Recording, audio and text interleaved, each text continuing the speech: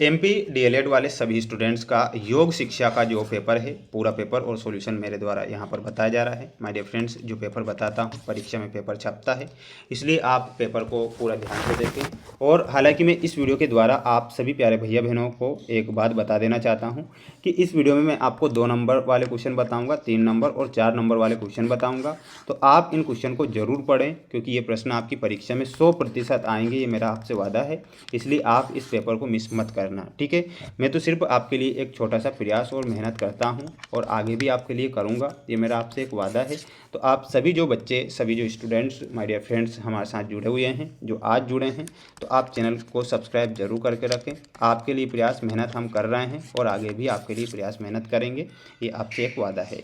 आइए शुरुआत करते हैं हमारे प्रश्नों से, जो आपको 2 नंबर, 3 नंबर, 4 नंबर में दिए जाएंगे। क्वेश्चन आपकी स्क्रीन के सामने आ चुके हैं कि पंचकोश की अवधारणा लिखिए, पाचन तंत्र पर योग का प्रभाव लिखिए, योग का शाब्दिक अर्थ व परिभाषा लिखिए और कुंडलिनी योग क्या है इसके लाभ लिखिए। तो ध्यान से इनके आंसर देखना है। देखिएगा, आंसर आ चुके हैं। जैसे कि पंचकोश की अवधारणा लिखिए, तो इसमें लिखना है पंचकोश की अवधारणा लिखिए में तैत्तिरीय उपनिषद के अनुसार मानव व्यक्तित्व 5 परतों या कोशों से बना है, जिन्हें पंचकोश कहा जाता है। अन्नमय कोश होता है, जिसमें एक होता है भौतिक शरीर जो भोजन से बना है, एक होता है प्राणमय कोश, शरीर ऊर्जा जिसमें प्राण वायु प्रवाहित होती है। तो 2 पॉइंट तो ये हो गए। मनोमय कोश में लिखना है मानसिक परत, जिसमें विचार और भावनाएं होती है, ठीक है, स्क्रीनशॉट ले लेना है। एक होता है विज्ञानमय कोश और एक होता है आनंदमय कोश। विज्ञानमय कोश में लिखना है बुद्धि और विवेक की परत है, और आनंदमय कोश में लिखना है आध्यात्मिक शरीर जो परम आनंद और शांति का अनुभव करता है, तो उसे आनंदमय कोश कहा जाता है। तो इसका आंसर यहाँ से आप ले सकते हैं। इसके बाद देखिएगा, पाचन तंत्र पर योग का प्रभाव लिखिए। देखिएगा, क्वेश्चन आपका तीसरा था, तो इसमें क्या लिखना है, योग पाचन तंत्र के स्वस्थ रखने में महत्वपूर्ण भूमिका निभाता है। जैसे कि अंगों की मालिश करना, तो इसमें लिखना है मयूरासन और पवन मुक्तासन जैसे आसन पेट के आंतरिक अंगों की मालिश करते हैं। रक्त संचार में लिखना है योग पेट के क्षेत्र में रक्त के प्रवाह को बढ़ाता है, जिससे पोषक तत्वों का अवशोषण बेहतर होता है। कब्ज और गैस से राहत में लिखना है नियमित योगाभ्यास से मल त्याग की प्रक्रिया सुचारू होती है। तो ये पाचन तंत्र पर योग का प्रभाव लिख कर आना है। 2 नंबर का क्वेश्चन आएगा। तनाव में कमी भी लिख देना, आप स्क्रीनशॉट ले सकते हैं। योग का शाब्दिक अर्थ, देखिएगा, योग का शाब्दिक अर्थ व परिभाषा आपसे पूछी गई है, तो योग का शाब्दिक अर्थ देखना है। 4था क्वेश्चन था हमारा। योग शब्द संस्कृत की युज धातु से बना है, जिसका अर्थ है जुड़ना या मिलना। जीवात्मा का परमात्मा से मिलन ही योग होता है। परिभाषा महर्षि पतंजलि के अनुसार है और भगवत गीता के अनुसार ये परिभाषाएं आपको दी गई है। आप यहाँ से स्क्रीनशॉट लीजिएगा और अच्छे से याद करिएगा। अगला क्वेश्चन था 5वां कि कुंडलिनी योग क्या है इसके लाभ लिखिए। तो प्यारे विद्यार्थियों, कुंडलिनी योग आपकी परीक्षा में आएगा, तो लिखना है आपको कुंडलिनी योग एक आध्यात्मिक साधना है, जिसका उद्देश्य रीढ़ की हड्डी के आधार पर मूलाधार चक्र में सुप्त अवस्था में स्थित कुंडलिनी शक्ति को जागृत करना है। इसे प्राणायाम, मंत्र और ध्यान के माध्यम से जागृत कर सहस्त्रार चक्र तक पहुंचाया जाता है।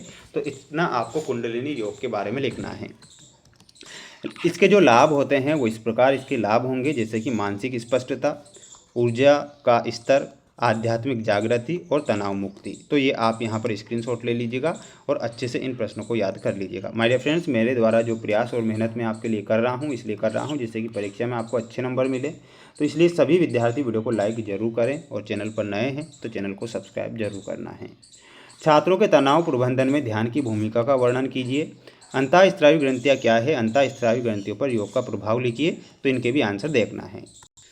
देखिएगा, तो इसमें क्या लिखना है, छात्रों के तनाव प्रबंधन में ध्यान की भूमिका में छात्रों के जीवन में ध्यान मानसिक शांति और बेहतर प्रदर्शन के लिए एक शक्तिशाली उपकरण है।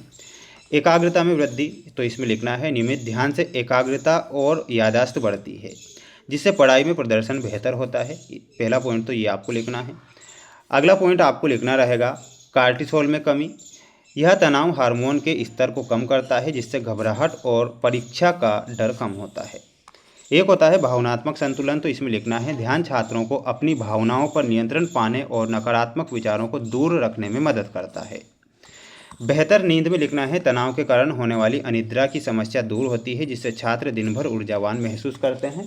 तो इतना आपको यहाँ पर क्या लिखना है, छात्रों के तनाव प्रबंधन में ध्यान की भूमिकाओं का ये वर्णन मैंने किया है, आप स्क्रीनशॉट ले लीजिएगा। अगला क्वेश्चन था कि अंतःस्रावी ग्रंथियाँ क्या है, अंतःस्रावी ग्रंथियों पर योग का क्या प्रभाव पड़ता है। तो लिखना है, अंतःस्रावी ग्रंथियाँ वे ग्रंथियाँ हैं जो अपने हार्मोन को सीधे रक्त प्रवाह में छोड़ती, इनमें नलिकाएं नहीं होती हैं। ये हार्मोन शरीर की वृद्धि, चयापचय और प्रजनन जैसी महत्वपूर्ण क्रियाओं और नियंत्रित करते हैं। प्रमुख ग्रंथियों में पीयूष, थायराइड और एड्रिनल ग्रंथियाँ शामिल होती है। तो ये आपको यहाँ पर करेक्ट आंसर के रूप में लिखना है और याद करना है। अब जो अगला पॉइंट है आपका कि अंतःस्रावी ग्रंथियों पर योग का क्या प्रभाव पड़ता है, तो आपको ये पॉइंट लिखना है, थायराइड ग्रंथि। सर्वांग आसन और हलासन जैसी मुद्राएं थायराइड ग्रंथि पर रक्त संचार बढ़ाती है, जिससे मेटाबॉलिज्म संतुलित रहता है।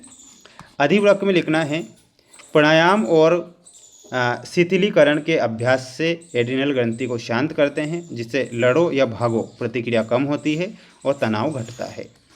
पीयूष ग्रंथि के बारे में लिखना है आपको, पीयूष ग्रंथि शीर्षासन और ध्यान मास्टर ग्रंथि को उत्तेजित करते हैं, जो शरीर की अन्य सभी ग्रंथियों के समन्वय में सुधार करता है। अग्नाशय ग्रंथि में लिखना है, मंडूकासन और अर्ध मत्स्येंद्रासन जैसे खिंचाव वाले आसन इंसुलिन के स्त्राव को नियंत्रित करने में सहायक होते हैं। तो इतना आप यहाँ पर करेक्ट आंसर के रूप में करेंगे। ठीक है, तो ये जो क्वेश्चन थे मेरे द्वारा जो क्वेश्चन बताए गए हैं माय डियर फ्रेंड्स, ऐसे मोस्ट क्वेश्चन ही परीक्षा में आते हैं और पूछे जाते हैं। और ये तीसरा सेट पेपर मैंने चैनल पर डाल दिया है 2-2 नंबर वाले क्वेश्चन का, तो इन्हें भी आप पढ़कर जाएँ। चैनल पर नए हैं तो सभी छात्र चैनल को सब्सक्राइब जरूर करें। और ये आपका 7वां 8वां क्वेश्चन का स्क्रीनशॉट लेकर आप ChatGPT के माध्यम से आंसर निकाल लीजिएगा और अच्छे से वहाँ से भी तैयारी कर सकते हैं। मिलते हैं नेक्स्ट वीडियो में। जय हिंद।